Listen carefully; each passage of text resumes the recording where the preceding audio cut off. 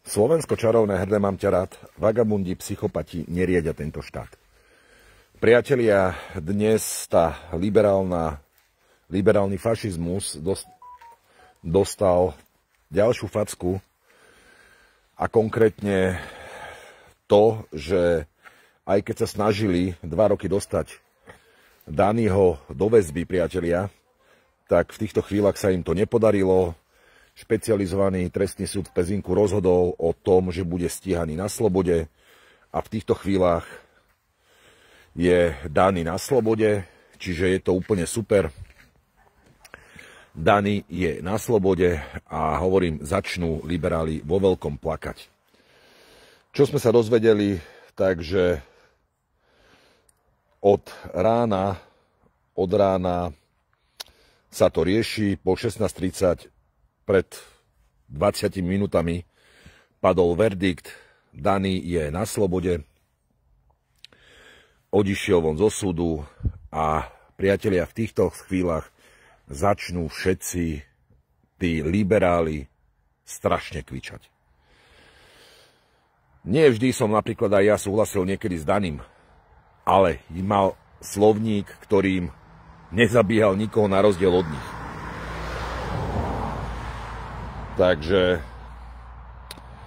vyplakávajú, dokonca aj ministra vnútra sa priatelia pýtali, prečo doviezli Daniho lietadlom, vládnym špeciálom, keď bežne sa také veci nerobia.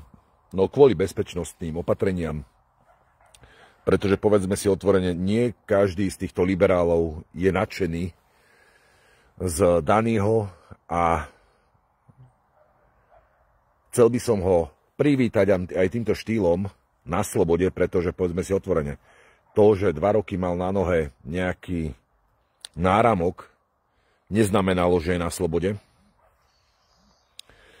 A pevne verím v to, že bude bojovať. Bude bojovať ďalej.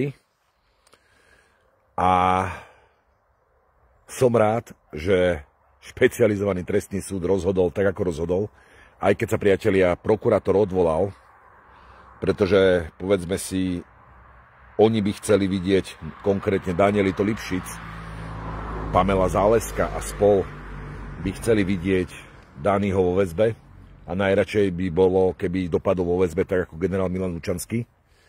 Ale v týchto chvíľach sa nič také nedieje. Dani je vonku, či sa vám ozve. A je to zaujímavé. Ak ste si, priatelia, všimli, dnes sa snažili opoziční poslanci otvoriť aj schôdzu na odvolanie vlády premiéra Roberta Fica. A opozícia je tak neschopná, skutočne je tak neschopná, že opozícia sa nedokázala ani len zúčastniť v plnom počte. Teraz si zoberte, idú odvolávať a neprídu. To je také komické. Ja si pamätám časy, keď v minulom volebnom období premiér Robert Fico dal návrh na odvolanie napríklad Mikulca, na ktorého 8-krát, podotýkam 8-krát odvolávali v Národnej rade, tak tam boli všetci do nohy. Ale tunak opozícia v zložení Šušno, Špára, Čimečka, ďalší Sáska, KDH a odpad ľudstva, alebo kút hanby, ako ich voláme, Slovensko som zničil, si ani len neprídu na odvolávanie.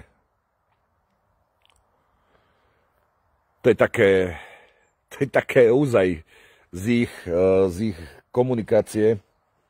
Vidím, že stále nemajú na to, aby sa nejakým štýlom dostali k moci. Ale k moci sa budú snažiť dostať vždy.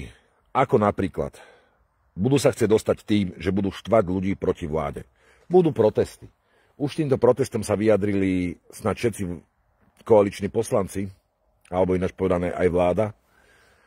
A priatelia, máme stredu a ešte stále nikto nebol administratívne vyhostený. Na čo čakajú? Takže ešte raz tá dobrá správa, Dani je na slobode, aj keď prokurátor podal odvolanie voči tomu. Bude o tom rozhodovať Najvyšší súd Slovenskej republiky. Ja si myslím, a všetci veľmi dobre viete, že nejaké to právne vedomie mám, tam už dávno pominuli väzby. Takisto sa nedá predpokladať, že by mu dali, ako mu chcú dať útekovú väzbu, pretože keď 2 roky neušiel, prečo by mal utekať práve v týchto chvíľach, keď už je konečne na Slovensku. A priatelia, je to ďalšie také malé víťazstvo voči tomu liberálnemu fašizmu. Takže vítaj Dani na Slovensku, vítaj Dani na slobode a pevne verím v to, že súdy Slovenskej republiky rozhodnú spravodlivo a vítaj doma.